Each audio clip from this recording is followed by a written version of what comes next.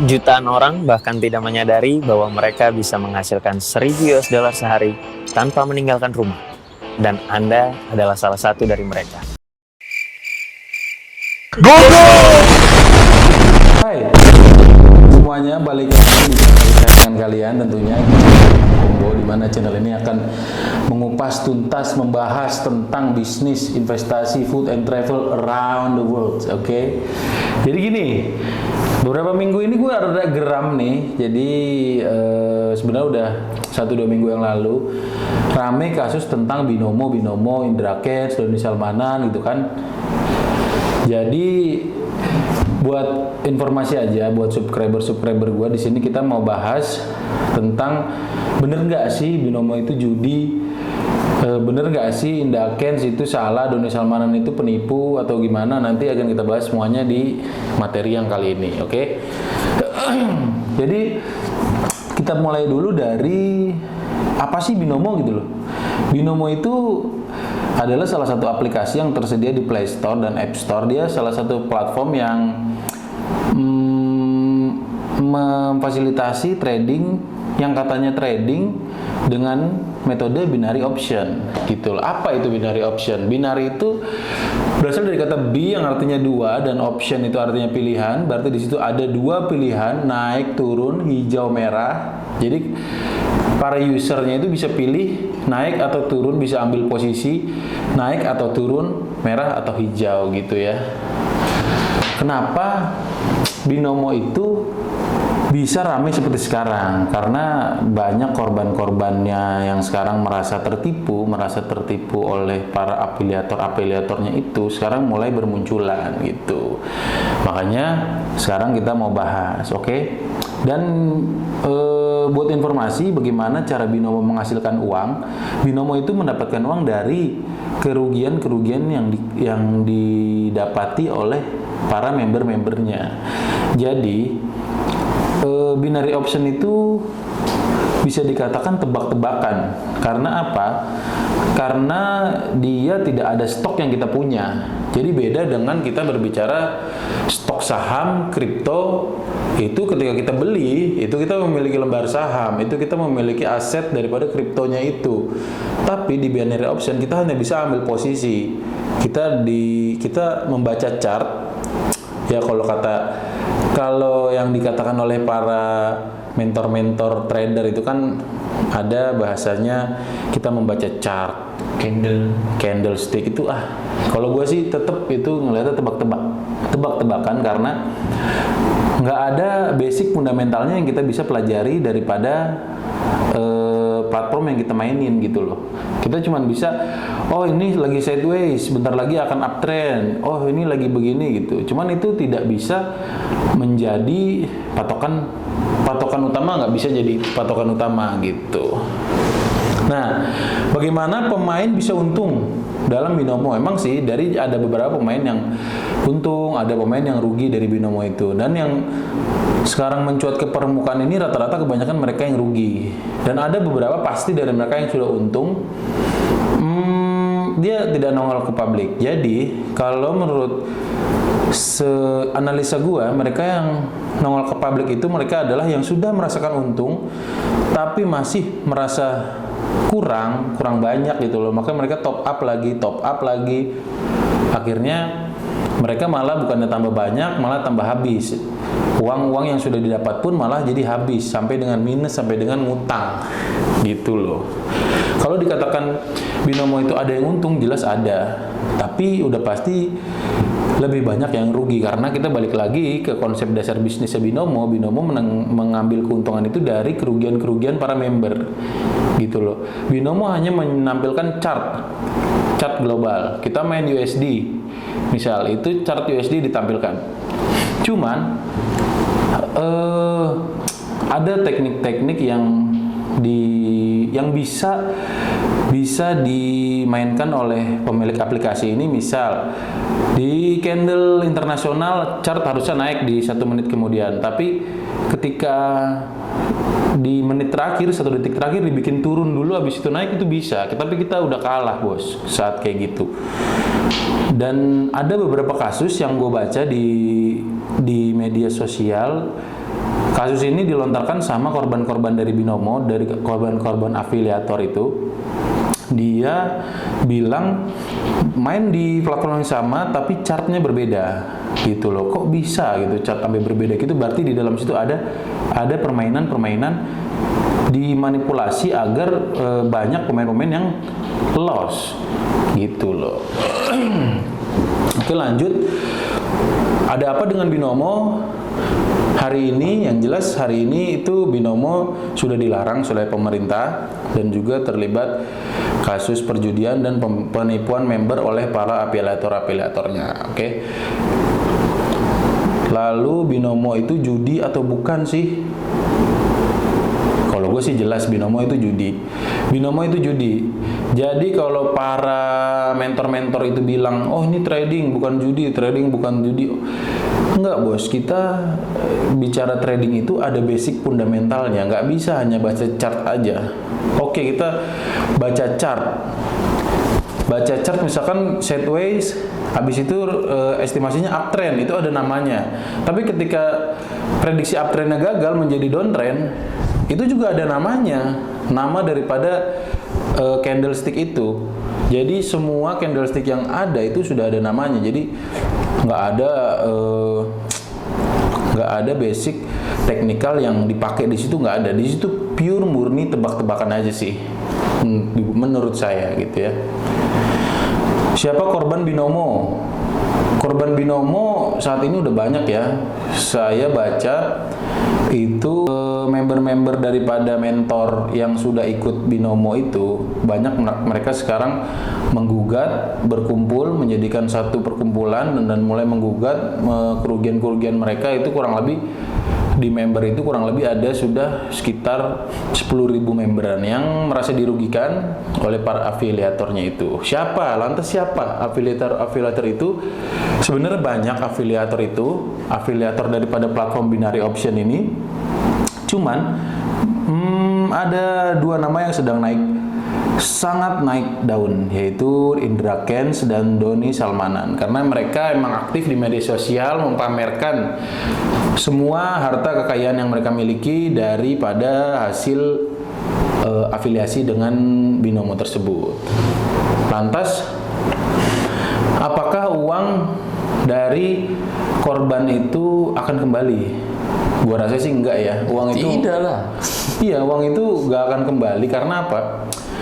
Karena para korban itu dengan sadar melakukan top up gitu loh. Dan dengan sadar juga mendapatkan keuntungan. Tidak mungkin mereka di salah satu media mereka diwawancara, mereka bilang kerugian sampai dengan 500 juta. Dan nggak mungkin 500 juta itu dalam sekali top up, pasti dalam beberapa periode. Dan dalam beberapa periode itu mereka bisa top up lagi. Nggak mungkin mereka rugi lalu top up lagi. Pasti mereka sudah merasakan untung. Mereka untung, lalu kayaknya kurang nih, mereka top up lagi. Lalu mereka rugi, mereka top up lagi karena pernah merasakan untung. Lalu mereka top up lagi karena pengen untung lebih banyak. Gitu. Jadi kesimpulannya, untuk para pemain-pemain Binomo ini, kalian jangan tamak, take your own risk, don't blame anyone, jangan salahkan siapapun, karena ini adalah hasil daripada tindakan yang sudah kalian resikokan. Kalian berani meresikokan uang kalian di binary option, berarti kalian sudah siap kehilangan itu dan juga sudah siap menerima hasil daripada itu jika emang ada keuntungan di situ. Gitu. Jadi bukan berarti di sini gue dukung Doni Salmanan dan Indra Kents, enggak. Tapi gue juga nggak dukung mereka yang jadi korban gitu loh. Karena apa? Karena mereka sadar melakukan kesalahan ini, mereka sadar tidak ada pemaksaan, itu udah pasti ya. Karena kan kalau gue lihat itu, gue juga dulu hampir ikut ya, cuman waktu itu namanya Alan Suryajana, jadi hampir ikut. Jadi silakan yang mau gabung, top up sekian gitu. Emang ada janji-janji manis. Janji-janji manis itu nggak cuma ada di afiliator bos, di semua sistem investasi di semua asuransi itu juga pasti ada janji manis. Mereka memberikan ini. Jika kondisi memungkinkan, jika semua berjalan sesuai rencana, bos. Tapi kalau nggak berjalan sesuai rencana, ya kita tamak, kita juga rakus, kitanya serakah, udah dikasih untung sedikit, kita pengen banyak, kita malah top up lagi, ya akhirnya malah kejeblos. Gitu. Manusia, boy. Oke, jadi buat subscriber semua, paham ya? Maksudnya jangan kalian harus melihat binomo itu dari dua sisi, gitu. Yang jelas di binomo itu tidak ada kebaikannya, lebih banyak keburukannya. Memang ada yang berhasil dari binomo, ada. Biasanya mereka yang berhasil itu adalah mereka para afiliator, gitu. Jadi kalian kalau mau berhasil di binomo, jangan main binomonya, jadi afiliatornya, gitu. Tapi apa kalian tega mencari korban-korban untuk jadi member kalian? Apa kalian tega seperti itu kan? Gitu. Jadi untuk subscriber gua, take your own risk, don't blame anybody. Jangan sampai gara-gara binomo kalian menyalahkan, wah ini. Oke. Kita satu suara tentang kesalahan daripada afiliator yang menjebak membernya. Kita satu suara, kita nggak suka itu. Kita berharap mereka dapat hukuman. Cuman kalau kalian menuntut uang itu untuk kembali, saya rasa kemungkinannya sangat kecil. Karena dalam kasus perjudian, semua dana yang ditemukan di lokasi itu akan menjadi barang bukti. Tidak akan diserahkan kepada pemain, bandar, tidak akan diamankan oleh pihak yang berwenang, gitu. Jadi paham ya teman-teman, tolong bijak dalam menyikapi setiap informasi, jangan terbawa opini-opini. Karena sekarang ini dari kubunya afiliator bikin opini, oh ini enggak kok, ini kita trading kok, bener kok, begini. Itu yang ngomong-ngomong itu banting-banting laptop itu karena rugi aja, loss, jadi ngomong begitu. Kalau dia untung pasti diem-diem aja tuh, gitu. Sebenarnya yang dipermasalahkan bukan untung dan ruginya, tapi akad pertamanya ketika mengajak member itu. Mereka memastikan bahwa itu adalah trading. Kedua, mereka memastikan profit sekian persen per hari. Itu akad-akad seperti itu yang kita sayangkan. Kenapa mesti ada akad-akad yang mengikat pasti seperti itu? Padahal belum tentu ya, belum tentu profit setiap hari. Memang ada namanya trabar itu namanya trading bareng. Trading bareng itu juga nggak mesti profit, karena pasti ada beberapa kali loss. Dan buat subscriber, buat yang kalian harus tahu, para afiliator itu difasilitasi oleh platform Binomo. Jadi ketika mereka live stream kan, mereka kadang, ayo trabar bareng gua online gitu kan, dikirim link, gua online nih. Oke, dia difasilitasi oleh platform itu, diberikan ID khusus, ID dan password khusus, yang dimana ID dan password itu akan menang terus. Kita tebak naik, dia naik. Kita tebak turun, dia turun. Agar mereka mendapat engagement tinggi, mereka dapat view tinggi.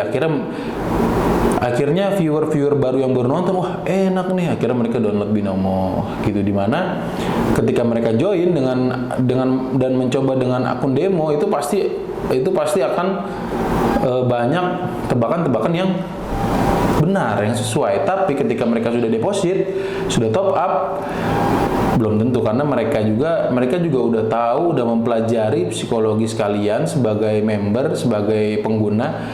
Gimana? Kalian nggak akan top up 1 juta dibikin habis 1 juta itu, tidak. Kalian akan dihabiskan sedikit lalu diberikan untung banyak agar kalian top up lagi, gitu loh. Nah, ketika kalian sudah top up banyak, baru kalian dihabisin di situ, gitu. Jadi buat subscriber gua, tolong bijak. Jadi jangan sampai terjebak dalam perjudian online era modern ini. Karena kita semua sudah tahu judi itu dilarang, haram, apalagi di Indonesia ini. Gitu ya. Mungkin sekian dulu buat pembahasan tentang Binomo hari ini.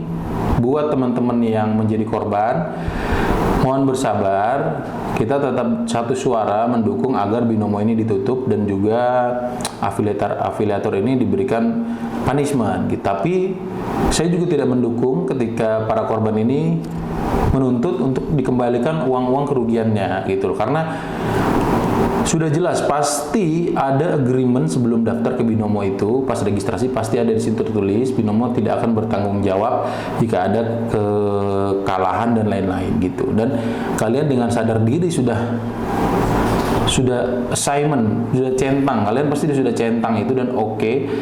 Dan kalian sebenarnya sudah tertipu dari awal gitu, salah langkah. Jadi alangkah baiknya kita bijak, jangan rakus, jangan tamak, jangan serakah. Oke, sekian dulu video hari ini, semoga bermanfaat. Kita lanjut bahas binomo di lain hari. Oke, thank you.